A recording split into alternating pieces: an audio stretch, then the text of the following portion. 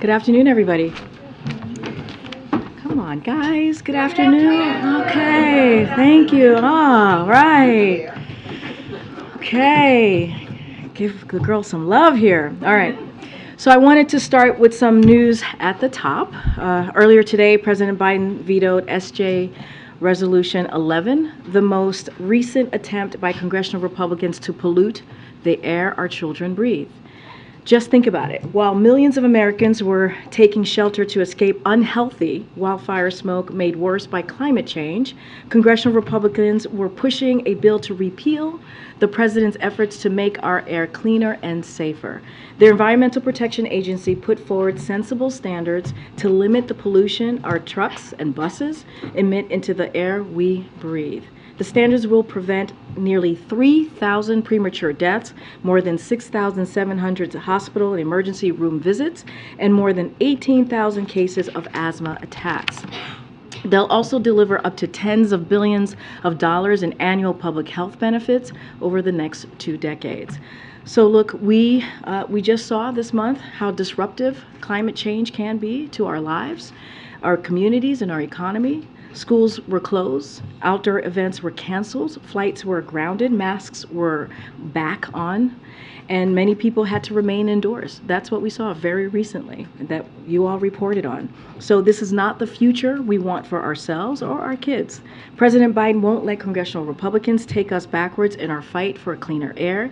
He vetoed this health-harming bill today, as I just mentioned. He just defended, as you all know, during the budget negotiations, the biggest climate protection bill in history, his Inflation Reduction Act, from congressional Republicans who were intent on repealing it. And he's going to keep protecting and strengthening his Investing in America agenda, which is bringing clean energy jobs and manufacturing back to America. So another piece of good news, I know he's been on some of your airwaves already. Last night, the Senate confirmed Jared Bernstein as chair of the Council of Economic Advisors. Our economy continues to show progress tackling inflation while unemployment remains at historic lows. While there is still more work to do, which we acknowledge, but jobs are up, wages are up, and inflation is down. And Jared is someone who uniquely understands that. As the president often says, a job is about more than a paycheck. It's about dignity. It's about dignity of work, which is something that the president has been consistent on saying. So we look forward to Jared's continued leadership as we build an economy that works for working people. Along those lines, today we learned annual producer inflation is below pre-pandemic levels at 1.1%. In fact, producer prices actually fell last month, led by falling energy and food prices as well. This is on top of yesterday's news, as we all discussed in this briefing room yesterday. The consumer inflation has fallen by more than half over the last 11 months. And as I mentioned as well yesterday, wages rose over the last year, and that is accounting for inflation. This is all evidence that the president's economic plan is working to lower costs for families, invest in America, and grow the economy from the middle out and the bottom up, not the top down, not the trickle down economy that we see from Republicans in Congress. And finally, last thing for all of you, tomorrow the President and the First Lady will host a screening of Flamin' Hot. Guests for the evening will include Eva Longoria, who directed the film, the cast families, Latino leaders, and members of the community, and a special performance by Marachi Vargas.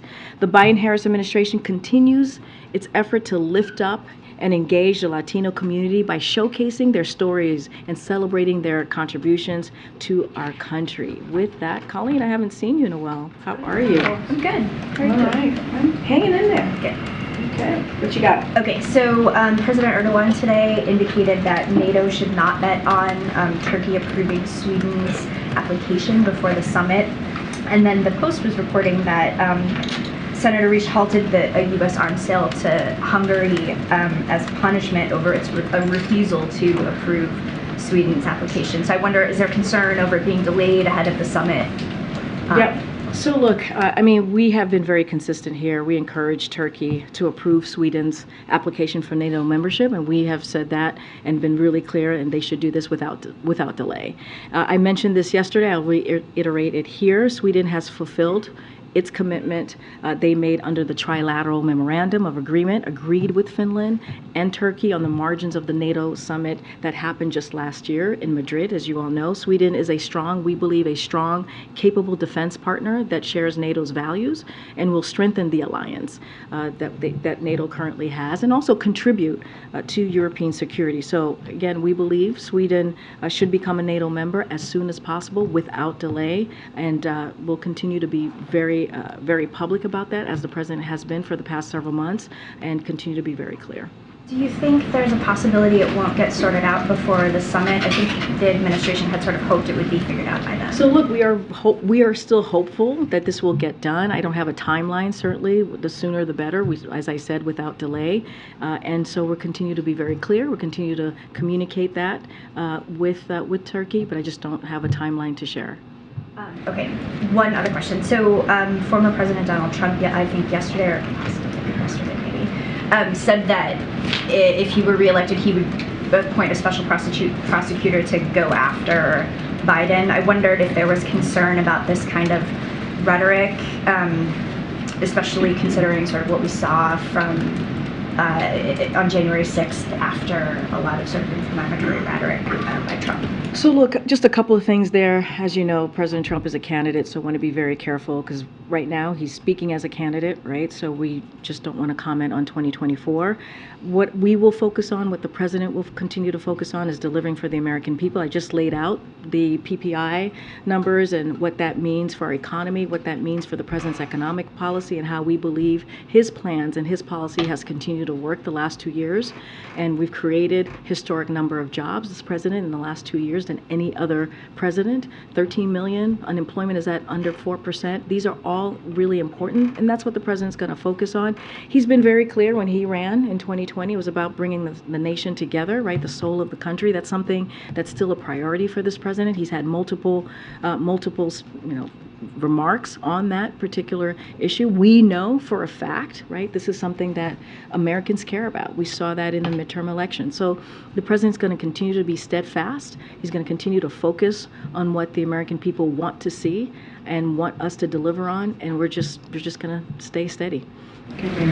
Secretary Blinken is heading to China later this week. When his initial trip was canceled, you all said he would go when the time is right. So why now? Why is this now the right time? So a couple of things. I know my colleagues at NSC and State did a 8 a.m. On the record call at 8 a.m. So certainly would refer you to, and they spoke to Blinken's trip. So certainly would refer you to that. And my colleague, if it hasn't happened already, at the State Department, Matt Miller was supposed to give a briefing, and I'm sure he got a lot of back and forth on this particular trip. I'll say a couple of things about this. The administration has strengthened America's ability to outcompete China for the next decade and beyond, and we've done that, as I was just iterating, by building an economy that works for all and doesn't leave anybody behind. And you see this. You see the investments that we're seeing in America, especially with manufacturing, and you see this with 800,000 manufacturing jobs, all incredibly important. So China will continue to be around and a major player on the world stage as we are putting ourselves on that stronger footing to compete. They have and will continue to take provocative steps. We understand that. And you've heard the president say it's important to have that diplomacy with world leaders. It's important to have that discussion. So we believe intense competition requires intense diplomacy, and that's what you're seeing from the State Department. Lastly, it is responsible way, we believe, to manage tensions, clear up misperceptions and miscalculations even, and it is in our interest to try and figure out a way to work together. And this is what you're seeing. This is what you're going to see from Secretary Blinken's trip when he heads out on Saturday. You note that the president, feels it's important to have this kind of in-person diplomacy. What exactly is the president hoping that the secretary will be able to accomplish, and is it the president's hope that these meetings pave the way for an in-person meeting between the president and President Xi? So I can't speak to an in-person meeting with the with President Xi right now, with our president. What I can say is there are a couple objectives that we are hoping, and this is something that the State Department said. So I certainly would refer you to them. But the three main objectives for the visit is, one, to establish communication channels to help manage competition so it does not veer into conflict, which is something that we have said, keeping those lines of communication open. Two, to stand up and speak for American values. That's something that the president leads with, and also interest. And the last and the third thing is it is in our interest that we believe to explore potential cooperation and transnational challenges. And so those are the three objectives that came directly from the State Department. I would refer you to the State Department on anything more specifics about the trip. I know you don't have any kind of future meeting to announce, but do you view this as laying the groundwork for a potential? Well, we view this as an important part of our diplomacy and our conversation that we believe that we need to have with China. As we have said, they're going to be a major player for a long time. We believe that we are in a right footing, especially of the work that the president has done the last 2 years. When you look at the economy, when you look at the competition, you look at what we have been able to do, and so we want to continue to have those open line of conversation. And this is about diplomacy, which is why the Secretary of State is heading to China on Saturday. Thanks, Karine. Does the White House have a reaction to the Federal Reserve's decision to pause interest rate hikes? As you know, as you know, we do not comment on the Fed's actions. They are independent. We respect the independence of the Fed, and we do not interfere in any way in their policies. The president has made it very clear that he wanted to give the Fed the space so that they can make these monetary decisions and make these monetary policy, obviously. And as I laid out at the top, and I actually talked about this as well, it's with the CPI data yesterday, we believe that the president's plan, the economic plan, is working. When you look at the last 11 months and you see inflation has gone down by more than 50%, when you see that the wages rose over this past year, when you include inflation as well, and 13 million jobs, I just mentioned the 800,000 jobs, manufacturing jobs, which is incredibly important for American families. So these are the things that the president's going to focus on. How do we continue to create an economy that works for all? But I'm just not going to comment on the Fed's response. One question on China as well. Is the White House aware of Bill Gates' trip to China and his planned meeting with Xi Jinping? And has the White House advised him about it at all, or requested a readout after his meeting? So I don't know if Bill Gates has reached out to us, or if we have reached out to him. I don't have any information or intel to give about any conversation with Bill, but certainly I'm sure he can speak for himself about his trip to China. Thanks, Karine. Wanted to give you an opportunity to perhaps correct the record, or at least respond to something former President Trump said last night. Last night he called his arrest, quote, the most evil and heinous abuse of power in the history of our country, and he accused the current president of having him arrested, effectively directing his arrest. Your response? I'm not going to comment to that. Okay. Wanted to ask you about Senator Tuberville, who is currently holding up the promotions of about 250 senior officers. He has reportedly rejected the most recent offer by some of his Republican colleagues to address this issue as part of the annual defense authorization bill, and he is maintaining that he wants a vote on the Senate floor to reverse this Pentagon policy that pays travel costs for service members seeking abortion or other reproductive health care. So Senator Tuberville says that he hasn't heard from the White House at all on this issue. I'm wondering why not. And what's the White House's view on what the path forward is here? Should the Senate begin holding individual votes on senior military promotions to start advancing some of this? So a couple things at the top, which is, I think, incredibly important. What the senator is doing by holding these nominations, it's a threat to our national security, period. That's what he's doing. These are important nominations that we need, that the American people need to keep our country safe. And so and not only that, they risk our military readiness by depriving our armed forces of leadership and hurt our military families. That's what he's doing by holding these DOD nominees. All our military nominees that Senator Tuberville is blocking need to be confirmed quickly, and we have been consistent about that. This is something that has come up in the briefing room multiple times at this point. Senators should not play politics. They should not play politics with our military assistance, with our military readiness, and with our military family. And so, look, I'm not going to get into the specifics of what the mechanics should be in getting this done. We've been very clear that it needs to happen, and I just don't have anything else to share about a conversation with the senator. Well, but why hasn't the White House spoken with him, and what does the White House see as the path forward here? I mean, you guys have said it's a matter of national security. I presume that means it's a top priority. I mean, first of all, it's shameful that he's doing this, right? I mean, he needs to be asked the question is, why is he putting our national security at risk? That is something for a senator to be able to answer to. We're trying to do the right thing by moving forward and protecting our military readiness and protecting our military families. And so, look, I can't speak to conversations. I have to talk to our Office of Leg Affairs. I do not know when the last time that they spoke to the senator. But what I do know is what he's doing is putting our national security at risk, truly. And then very quickly on something that was brought up earlier, Senator Risch and his blocking of a $735 million arms package to Hungary in order to get them to approve Sweden into NATO. Did the White House coordinate at all with Senator Risch? Do you guys agree with that strategy? And do you believe that he should maintain that hold until Hungary approves? No, I heard the question from Colleen. I don't have anything to add or anything to elaborate on that. Go ahead, Joe. Yeah, thanks, Karine. For months, the White House has declined to discuss a possible Plan B if the president's student loan debt forgiveness program is overturned by the Supreme Court. Now, with the SCOTUS decision expected this month, perhaps in a matter of days, several constituencies are urging Biden to be ready to act.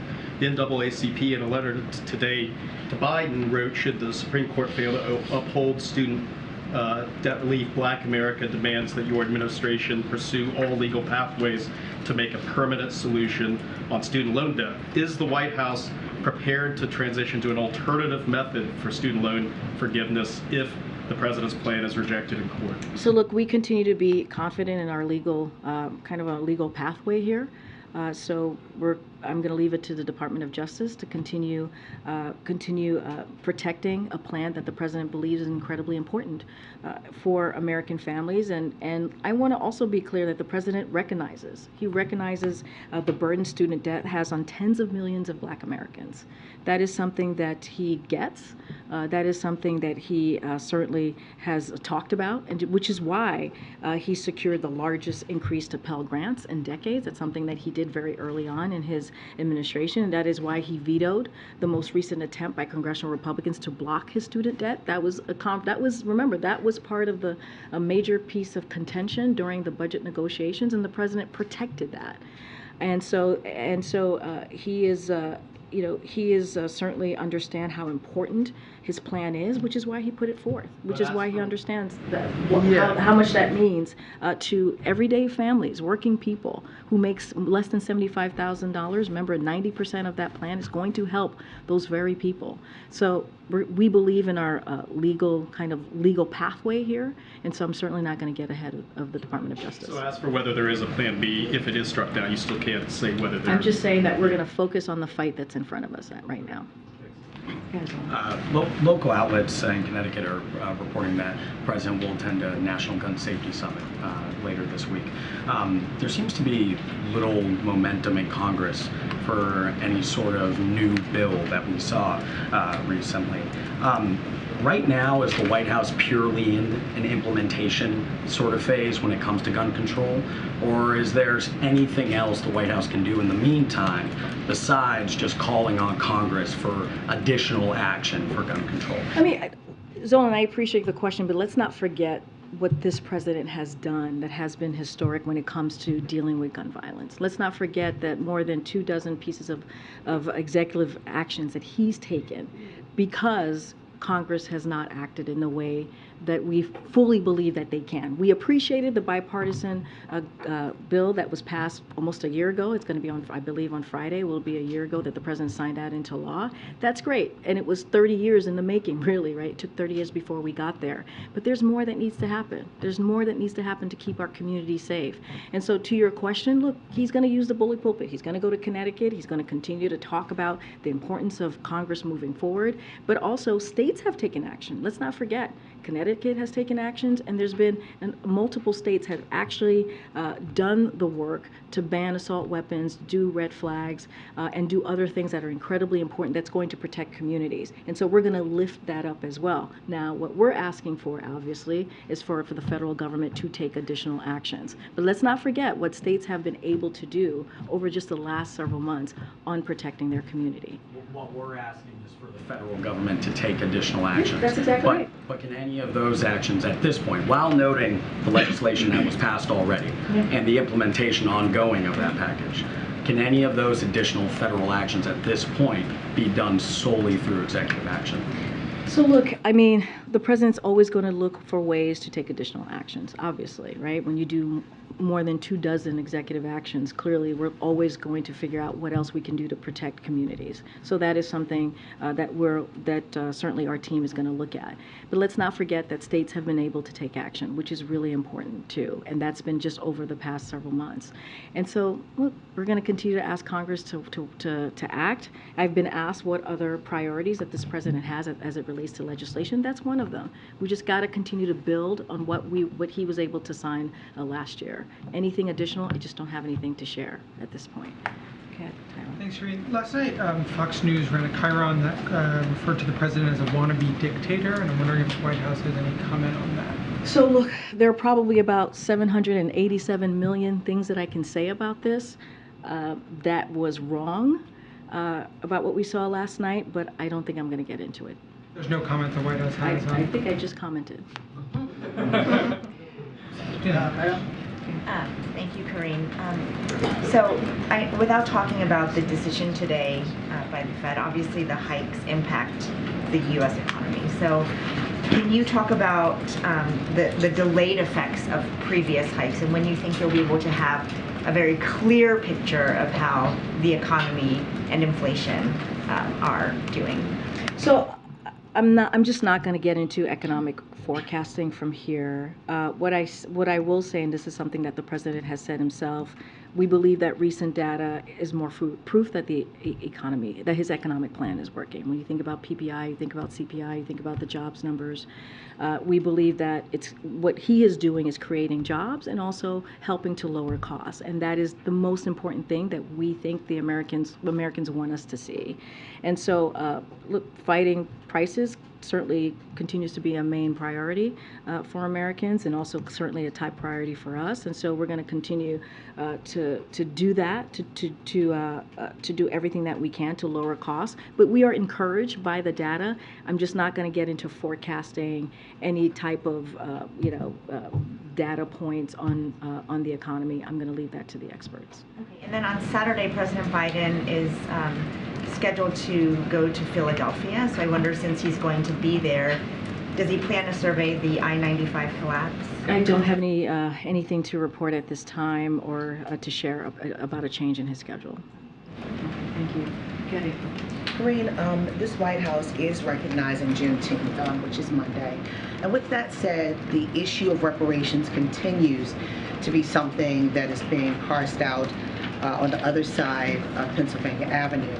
And with that said, the late John Conyers started with, a study. Now you have Congresswoman Bush not just asking for a study, but she's creating a resolution to push forward on reparations. What does this White House believe when it comes to this controversial issue of repairing a wrong for the descendants of Africans in this nation? So look, as you mentioned, Juneteenth, there was a concert here yesterday, and we saw how powerful and how moved the president was by the concert and by kind of the story that was laid out through the concert about Juneteenth and how important that moment was. Opal, as you know, was here, and it's always moving to hear her and to see her. And as you know, the president signed Juneteenth to be the most recent holiday about 2 years ago. So I think that shows from that action. I'll give you more. I think that shows from that action how important the president thinks this moment is, how important he thinks that it is important to continue to lift up the African American community, and he'll continue to do so. As it relates to reparations, I saw just moments ago Cori Bush's resolution. We haven't reviewed the proposal yet. It's a new proposal, so we'll take a look at it. So I can't comment on that specifically. But the president has been really clear as it relates to reparation. He wants to see a study of reparations and studying the continuing impacts of slavery. He believes that is incredibly important. After the study, if the study concludes what many thought leaders and civil rights leaders have said, what next? Does the president support a payout? Because the nation is divided on this. This has been one of the biggest issues over the decades about how to repair the enslavement over generations of Africans brought to this country for free labor. So what does the president do after? What will he lean in on after a study, which is expected to basically say what many of the civil rights and black thought leaders have said? Does the president believe in a financial repair for the descendants of Africans in this nation? So look, I will say this: we got to let the study move forward. We got to see what the study shows, and we got to continue to study the impact of slavery. That is something that the president believes that we need to do. So that's incredibly important. But I will say, April, and you know this, you've covered this since we've walked into this administration. When we think about the crises that we see in our country, the president called out how race inequality is a problem, right? Is a crisis for us in this moment, which is why he is taking comprehensive action. When you think about what he did on the first couple of days that he walked in, signing an executive order to make sure at the federal level that we put equity at the center of this. And it is important that we continue to do this. How do we deal with the inequalities that we see in this country? And he's trying to do that on the federal level. So let's see what the study shows. It is important to continue to study the continuing impacts, if you will, on slavery. And I think because of the president's action, he's been very clear. He's been very clear how important it is, even just looking at his economic policy, how important it is to leave no one behind, have equity at the center of everything that he's done. If you look at every piece of historic piece of legislation that has passed, that he has signed, it has equity at the center of that. And that's because the president has that in mind, right? To make sure that we have equality, to make sure that we leave no one behind. I'll keep going. Thank you, Karine. Why did the White House not inform us of the president of Uruguay's visit yesterday? It wasn't on the schedule. I presume that these bilateral meetings are planned in advance. So when did you decide that the meeting was going to happen? So look, it was a drop by. That's what it was with the president. And I would have to get back to talk to the National Security Council to talk through how the meeting actually happened and landed. I don't have that information for you, but we believe it was important for this drop-by to happen. Clearly, I just talked about how the president sees diplomacy, having those in-person conversation, how critical they are, and that's what you saw yesterday. I can't speak to the process on landing this meeting. Give us a sense of how long the meeting was? I'll give you a little bit of how we saw this meeting went. I don't have a timeline for you or a timestamp, if you will, on the meeting. So during their meeting, President Biden lauded Uruguay as a regional and global model for democratic governance and congratulated him for receiving the Gold Insignia Award from the Council of the Americas.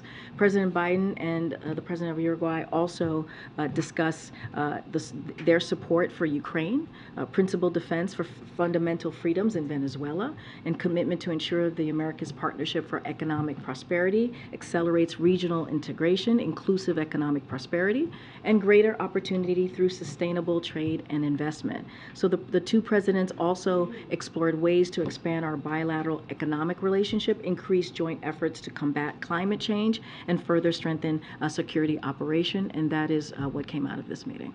Thank you for that. And just on the U.S.-Iran talks, I saw the exchange at the State Department briefing yesterday, and I'm still unclear, and I hope you can help me. Is the administration at this point talking to Iran, asking Tehran not to enrich uranium above 60% in return for the release of some funds, some frozen funds, and possible prisoner exchange? So look, I would have to refer you to the State Department. They had the readout. If it's unclear to you, I would just refer you back to them, and they can actually lay out exactly what those conversations were. As a broad principle, I know that you say that JCPOA is not the priority for the administration at this point. So what are these diplomatic channels that are going on? So look, again, having open channels of conversation is important, and I'll just reiterate, our policy on Iran has not changed. We have been very clear about that. We remain focused on constraining Iran's destabilizing behavior through pressure, close coordination with our allies, and de-escalation in the region, obviously, right? And so that's including ensuring Iran never acquires a nuclear weapon. That has not changed, of course, right? We've been consistent about that during this past 2 years in this administration. So we're going to always watch closely Iran's enrichment activities, and the United States prefers diplomacy, right? That's what you saw from the State Department. That's what you see from this president. And but we are preparing for all possible options and contingencies in full coordination with our partners and allies. So that has not changed. We've been consistent. Okay, Karen. Thanks, Karine. To go back to the Philly event on Saturday, the president's attending a political rally hosted by union members, and we're told it's not a Biden campaign event. Should we expect the president to take part in more of these things called political rallies over the next couple of months, and what's this going to look like on Saturday? Just don't have anything to share on that. It is a political rally, so I would refer you to the DNC. So not going to speak to it from here. I'm just going to be very careful and not speak to that. And not about this one, but will he do events like this that are not? I mean, the White House advertised this event in a release, but other entities hosting a rally that could look like a campaign event that the president goes to. Will we see him doing this? I don't have anything to share on his schedule at this time. I just don't. Okay, let me see. Yeah, White House officials, including you, I think, are meeting with state legislators over the next couple of days about reproductive rights and abortion access. And I'm curious what you're trying to accomplish, and they're coming from Republican states where they're definitely in the minority in the legislature. Look, Tam, we believe these conversations are incredibly important. That's why they're here. These state legislators are here. Let's not forget the 1-year anniversary of Dobbs. A decision is about 10 days away, if not less. And so we thought it was important for White House to host state legislators to discuss the state level attacks, as you just mentioned, we're seeing on reproductive rights, and the work led by Democratic elected officials to safeguard access to care. So we're going to convene another one tomorrow. As you mentioned, I had the pleasure of participating in one this morning, or talking to them this morning, including Jen Klein, the Director of Gender Policy Council, Mayor Steve Benjamin, the Director of Office and Public Engagement here at the White House, and it was incredibly powerful. You got to remember, these are folks who have been on the front line dealing with an issue that is incredibly important to their constituency, to their to the people that they work on behalf of, but also the country. And so, and we're talking about how Republican elected officials in these very states have taken steps to roll back reproductive care, to roll back freedoms that we should have, that women should have. And so, again, we'll have more to share. We'll be convening another one tomorrow, and we thought it was important to do this as we head to the first-year anniversary of the Dobbs decision. Are you guys producing videos out of it, or what? I guess the White House convenes all the time, but I'm just curious, what comes. I don't have any output from it besides the fact that these are state legislators who have literally been on the front lines of a freedom that has been eroded right, to women, reproductive health care that has been taken away. And so it's important to bring them in and to tell them, hey, we have your back, that we see you, we appreciate the fight that you've been doing, and we are partners with you on moving forward. And so, hey, we think that's important to do, especially as we're talking about freedoms. We're talking about Americans' freedom here. Okay, go ahead. Thanks, Karine. Can you say whether the president has actually read that letter from the NAACP on student debt relief, and if he has, what his reaction was? I've not spoken to the president if he has seen, if he has read the letter or not, so I can't answer that question. But I have laid out just the last few minutes about what the president has done and how he understands how his student debt relief plan is important to this community, and so he'll continue to fight for it, as we see DOJ doing. And so this is something that we think is so important. If you think about what American families had to deal with the last 2 years, giving them a little breathing room. You hear the president talk about this a lot, and this is what the student debt relief is going to do. It's part of his economic policy to make sure that we do everything, how we move forward on building back the economy. It deals with it in an equitable way. And I'm going to try again one more time on the Fed. Is the White House concerned that the Fed is pausing rates at a time when inflation is still high and still above that 2% target? I'm just not going to comment on the monetary decisions that the Fed makes. They are independent. We respect that independence. I'm just not going to comment on their actions. Thank you, Karen. So also on Iran, since the United States seems to be trying to ease tensions with Iran, is the White House optimistic on the possibility of making progress to release the American hostage? And also a few months ago, Siamak Namazi, one of the American hostages, made a desperate plea from the Evin prison on CNN. Has the president been in touch with his family since? So I don't have any update on any conversations that the president had with any of the family members. Look, when it comes to Americans being wrongfully detained or held hostage, this is something that this administration takes very seriously. This is something that this administration has made a priority. As you know, there's been more than a dozen Americans who have been held hostage or wrongfully detained that we have been able to bring home over the last 2 years. So that shows you our dedication and our focus on this. I just don't have anything else to share. I would actually refer you to the State Department on anything specifics on any particular hostage. Okay. On the Federal Reserve, without commenting on their policy, Yeah. does the decision that they made on interest rates signal to the president or the economic team here that any change is needed in proposals that are putting forward, especially now as you work with Congress on like the appropriations process and funding levels? I'm just not going to comment on their actions specifically. I'm talking about Wait, how the hold White on. House reacts to the You got to give me a second. You got to give me a beat here. Let me just say what I need to say, and I'll try to answer your question in the most effective way possible. Going to be careful about responding to any actions that the Fed makes. They are independent. We respect that. But look, we believe, again, our economic policies are working because we have seen inflation is now the lowest in more than 2 years. And that's over the last, has fallen for the past 11 months. And you think about wages that has gone up, right, which is incredibly important over the past year, that accounts for inflation. And so when you think about that, that is important for American families. Who does that help? American families, when you see wages that have gone up. 13 million jobs, that's important. And that's because of how this president has moved forward with the economy. So you're asking me if we need to change anything. The president has always said when it comes into economic policy, he's going to put lowering cost a priority. And so we're going to continue to do that. We're going to continue to find ways. I'm just not going to comment on the monetary decision that the Fed has made. Go ahead, Ryan. Thanks a lot, Karine. You've described some of the accomplishments that the president has made and the investments in the country, and yet the president's polling is still in the 40s, in the low 40s. Does the president believe he's not getting enough credit for some of the investments like the CHIPS Act and the Bipartisan Infrastructure Act that are going out in the country? And what's he going to do in the coming months to try to reach Americans to describe what kind of impact that's going to have on their communities? So our focus is going to be the work.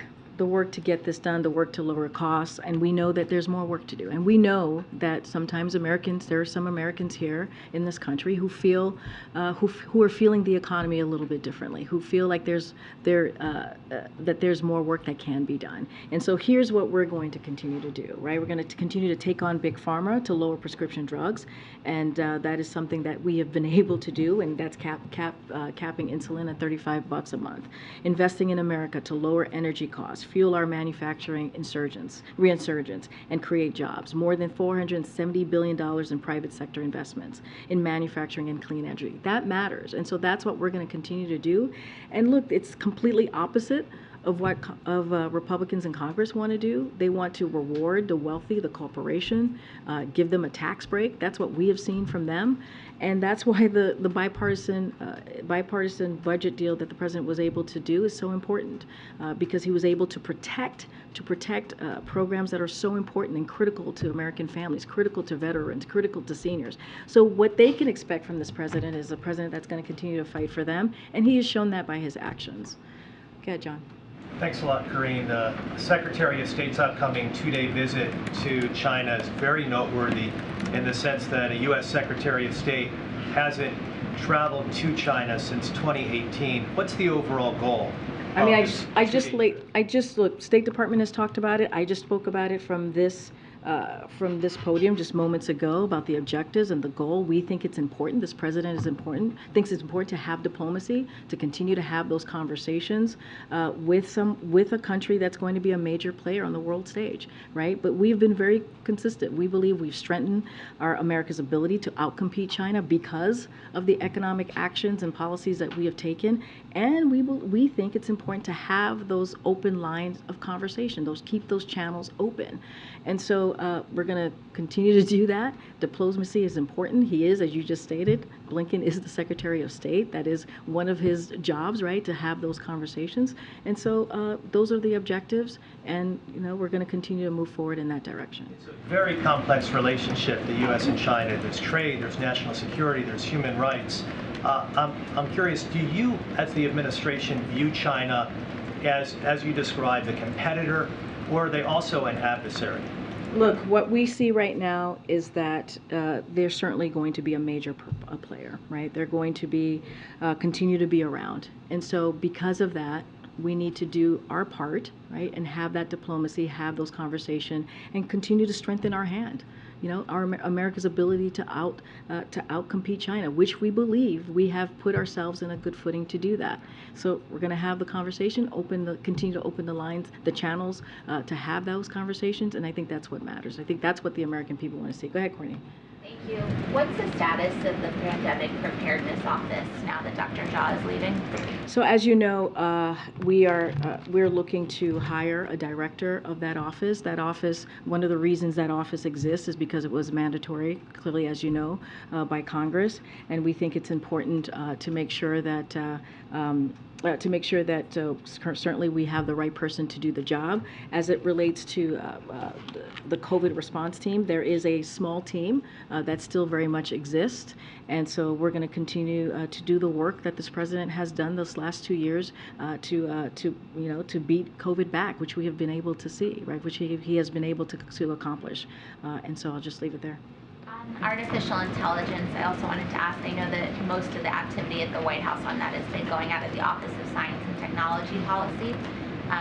They don't have a ton of staff on AI. Their AI advisor just recently left. Person under him who does AI left a while ago. Can you talk about who's advising the president on this topic inside the White House, or are you mostly relying on your agencies? So look, let me just say that we are committed to fostering responsible AI to benefit society while actively working to mitigate the risk, right? That is something that you've heard. We've been very clear about the risk associated with AI, which is why we've actively engaged. You've seen the Vice President most recently engage with CEOs, right? Engage with companies to ensure that we are working together and so and develop and advance AI in a responsible way. So we have taken action. You've seen the President meet multiple times with his team. You've seen the vice president do this as well, as I just stated. And so we're going to continue to have those conversations. We're going to continue to do that work. You know, the president certainly takes advice from his advisors here, his senior advisors and others who are prolific in this space, and he'll continue to do that. Don't have anything more to share specifically on that, but you've seen us. You've seen the president convene his team. You've seen the vice president convene his team, and to talk specifically about AI. Thank you. Yes, sir. Thank you. Last week, the president said that state lawmakers who were enacting bans on gender transition surgeries or therapies for minors were, in his words, hysterical or prejudiced.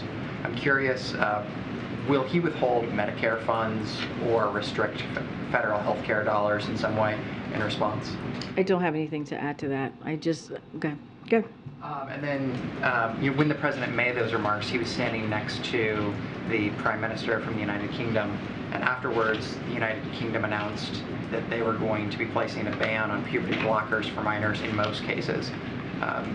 Will the president raise this human rights issue with his UK counterpart? I didn't see those comments, so I can't respond to that directly, and I'm just not going to go beyond what the president said in those press conferences. And then I don't have a question about the Fed, but I know it's one. Happy to take one, though. The answer is pretty consistent. So not about the Fed. Has the president entrusted a message to Secretary Blinken on his trip to Beijing, specifically to the Chinese about that Chinese spy facility that was on the Cuban island? So look, I'm not going to get into private conversations that the president has with his secretary, and so I'm not going to get ahead of what's going to come up in this visit. I kind of laid out the objectives, which I think is really important, right, to have diplomacy. This is what the president has said, and I've laid out even more about how we want to move forward with our relationship and clearly our competition with China. I'm just not going to get ahead of that. Anything specific that you want to know about the trip, I certainly would refer you to the State Department. Thank you, Karine. Okay. Way in the back. Yeah, way in the back. Okay. Right here? Okay. On abortion access and the state lawmakers that were here at the White House today, more are going to be in town tomorrow. Some say that they want the administration to provide more support in red states to protect access. So what more is the White House looking to do or considering doing? So look, the president has been pretty clear, the vice president has been pretty clear that they are going to do everything that they can to fight for the right for women to make the decision on their own body, right? And also to fight to make sure that, and call on Congress to make Roe, put legislation forward so that he can sign Roe into law. And so that's something that he's been pretty clear about. He took actions very early on, almost over a year ago, right, when the Dobbs decision was made. He put together the president task force on reproductive health care. Access is working across, making sure that access is working across the federal government to protect access to care.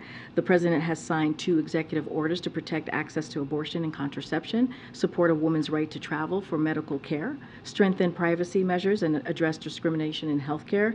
And President Biden also issued a presidential memorandum on what would have been the 50th anniversary of Roe v. Wade that is aimed at protecting the safe access to medication, abortion in particular.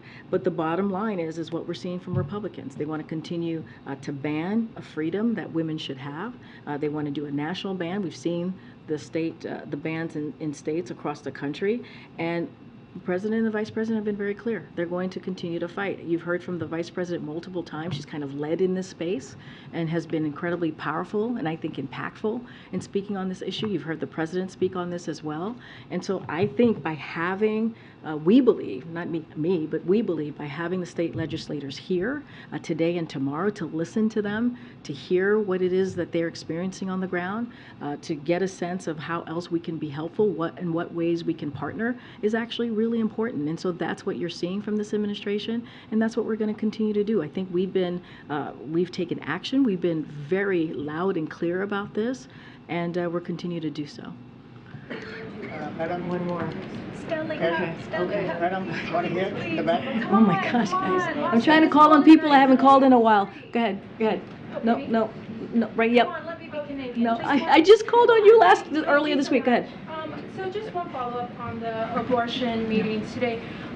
Were President Biden or Vice President Harris in those meetings, and why were they or were they not there? So look, I can say that, and I just mentioned, I listed out who some of the leaders of the administration who was part of this meeting. And so they were in attendance and convening this really important conversation that we're having with state leaders, as I mentioned today and tomorrow. I mentioned I had an opportunity to stop by. It was incredibly powerful. Again, these are people who've been fighting this on the front lines. And so, but the president and the vice president is committed to protecting these rights.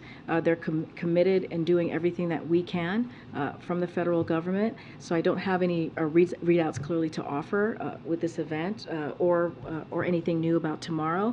But look, we believe we need to do as much as we can as we head into the sad 1 year anniversary of the Dobbs decision. And so we'll continue to have these conversations as we have been for the past year, and we think it's important to do so. So don't have anything to read out about the vice president or president. Sure.